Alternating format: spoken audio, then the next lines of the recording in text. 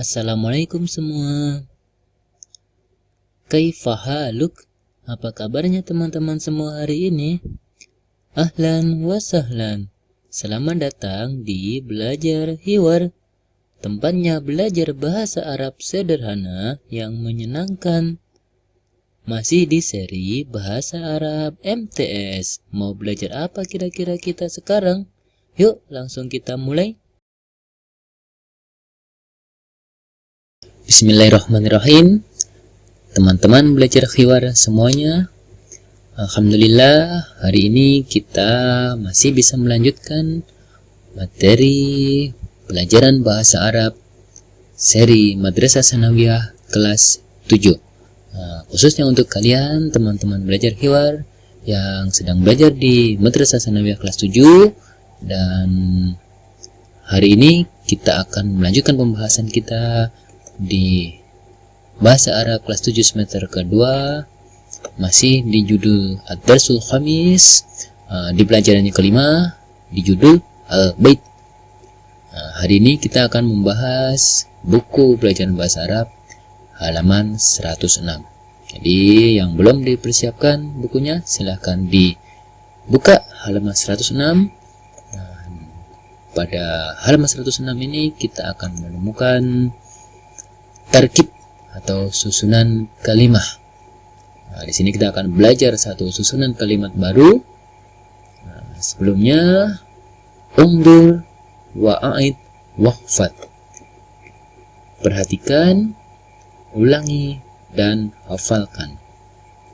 Jadi, perhatikan materi-materi yang ada, ulang-ulangi, kemudian hafalkan.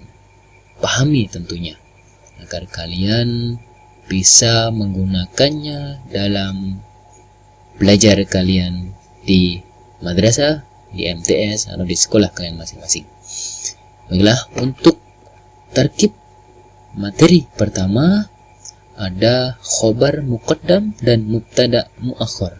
Apa maksudnya? Kalau kita sebelumnya sudah paham tentang mubtada dan khobar, itu adalah susunan kalimah yang terdiri dari isim, diawali dengan isim. Kita kasih contoh saja, misalnya Al-Kitabu Jamilun, buku itu bagus, kayak begitu. Atau Al-Kitabu fil Hakibah, buku itu ada di dalam tas. Nah, itu adalah mubtada khobar. Nah, tapi di sini kita akan membahas khobar muqaddam dan mubtada muakhar. Apa sih bedanya dengan mubtada khobar yang biasa?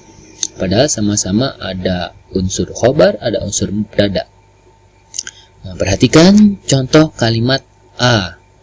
Kemudian cermati mana yang disebut dengan mubtada dan mana yang disebut dengan khobar. Bandingkan dengan contoh kalimat B. Nah, kita langsung saja ke contoh kalimat A. Kamu disuruh memperhatikan nih. Kita baca dulu. Nomor 1, contoh mubtada khobar. Al-hadiqatu waro'al baiti. Ulangi, al-hadiqatu waro'al baiti. Artinya kebun ada di belakang rumah. Kebun ada di belakang rumah. Dan contoh yang kedua, al-wisadatu alas sariri. Al-wisadatu alas sariri. Bantal itu di atas ranjang. Di atas ranjang. Contoh yang ketiga, as-sayyaratu amamat darrojati. As-sayyaratu amamat darrojati. Mobil itu di depan sepeda. Ada di depan sepeda. Mari kita lihat keterangannya. Kita paham ya. Yang pertama, yang A, contoh A ini adalah contoh dengan struktur yang normal, struktur yang biasa, di mana mubtada, di sini ada mubtada atau mungkin bisa kita anggap juga subjek. menjadi kata yang pertama di sebuah kalimat. Datang di yang pertama, datang lebih dahulu pada satu kalimat ini.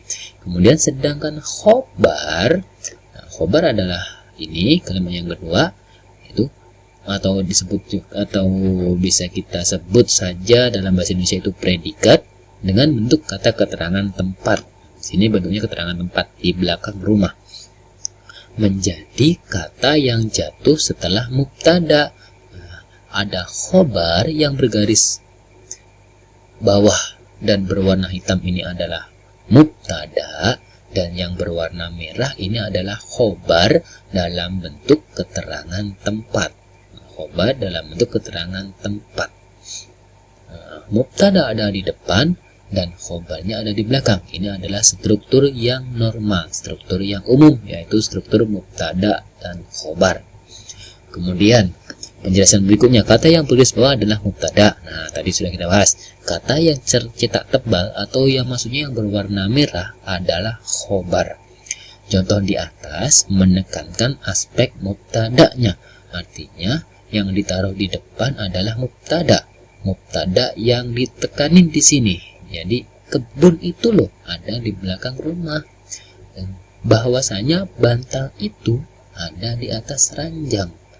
Yang ketiga ini as-sayyarah, mobil. Mobilnya kenapa? Ada di depan sepeda. Nah, sekarang mari kita bandingkan dengan contoh yang B. Kita baca terlebih dahulu contohnya. Nomor 1, waro'al baiti hadiqotun. Waro'al baiti hadiqotun. Di belakang rumah ada kebun. Di belakang rumah ada kebun. Nomor 2, alas sariri wisadatun. Alas sariri wisadatun. Di atas ranjang ada bantal. Di atas ranjang ada bantal. Nomor 3, yang contoh yang ketiga, amamat darajati sayyaratun. Amamat darajati sayyaratun. Di depan sepeda ada mobil. Sekarang coba kita lihat penjelasannya lagi. Penjelasan pertama, kata yang tercetak tebal atau yang berwarna merah maksudnya adalah khobar muqaddam. Nah, di sini tadi kan dibalik, jadi kalau kita bandingkan dengan contoh yang A, maka ini adalah tetap disebut khobar, tapi khobar muqaddam. Khobar yang ditaruh di depan. Kemudian kata yang bergaris bawah yang berwarna hitam adalah mubtada muakhor. Disebutnya tetap mubtada tapi muakhor, ditaruh di belakang. Nah, contoh di atas menekankan aspek khobarnya.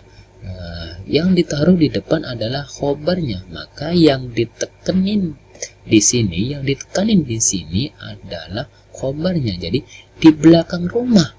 Bahwasanya di belakang rumah itu ada kebun. Jadi yang lebih ditekankan adalah di belakang rumahnya. Kemudian contoh B, contoh yang baru kita bahas ini merupakan kebalikan dari contoh A. Nah, dibalik, di mana contoh A mubtada diletakkan di awal kalimat, sedangkan khobar berada setelahnya. Sedangkan pada contoh B ini kedudukannya dibalik, khobarnya didahulukan. Nah, maka disebut dengan khobar muqaddam karena khobarnya didahulukan, muqaddam artinya didahulukan, dan mubtadanya diakhirkan, mubtadanya ditaruh di akhir, maka disebut mubtada muakhor. Muakhor artinya diakhirkan. Nah, susunan ini hanya berlaku untuk khobar yang berbentuk dari kata keterangan tempat. Nah, ini perhatikan.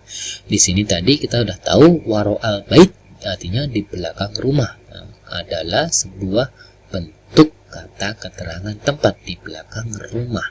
Nah, susunan khobar yang ditaruh di depan ini hanya berlaku untuk apabila khobarnya berbentuk keterangan tempat.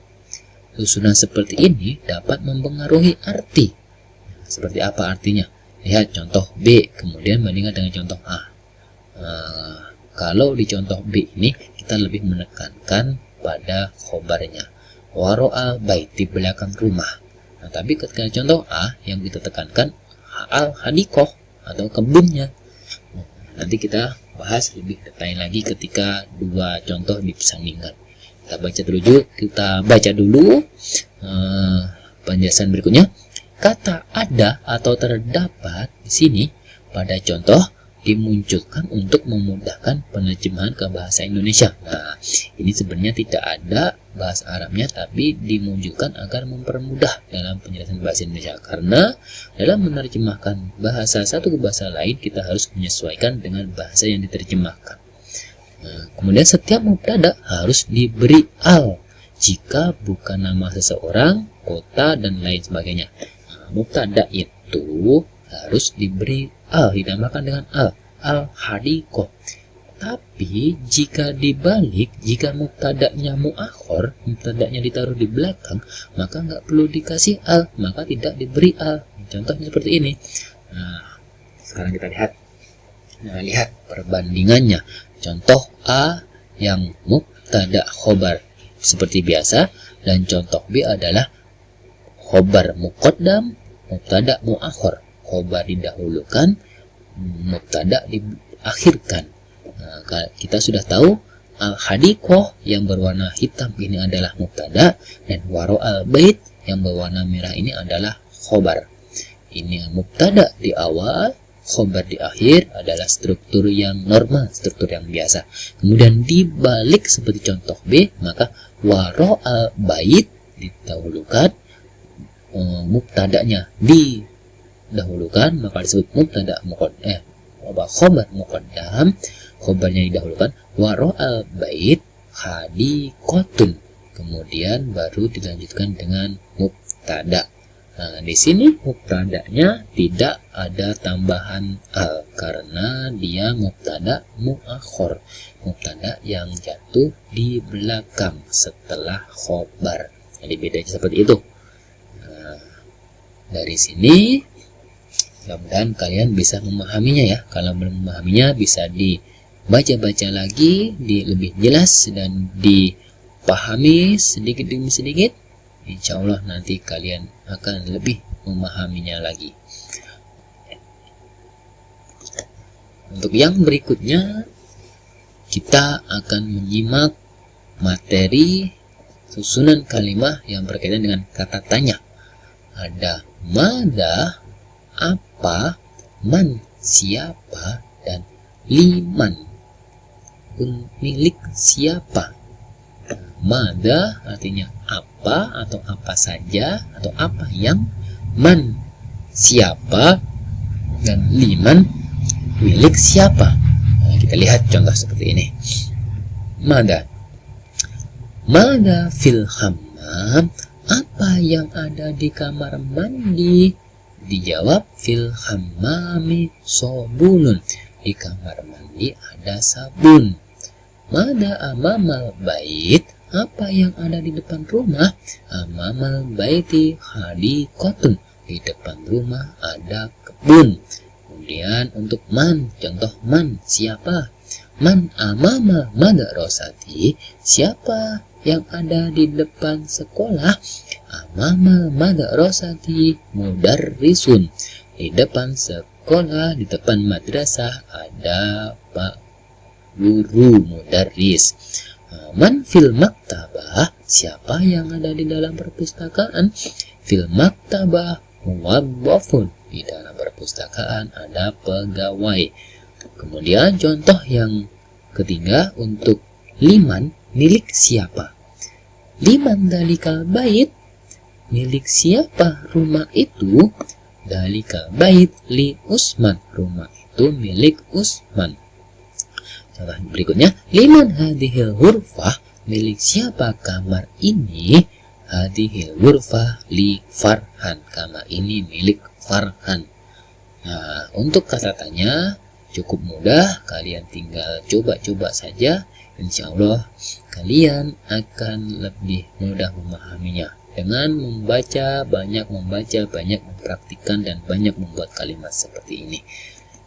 Untuk pertemuan hari ini kita cukupkan sampai di sini dulu. Di video berikutnya akan kita lanjutkan pada materi selanjutnya, tentunya masih di seri Bahasa Arab Madrasah Sanawiyah kelas 7. Saya akhiri, syukran ala kulli hal, utlubul afwa minkum minal khata. Mohon maaf apabila ada kesalahan. Wassalamualaikum warahmatullahi wabarakatuh. Ila liqa.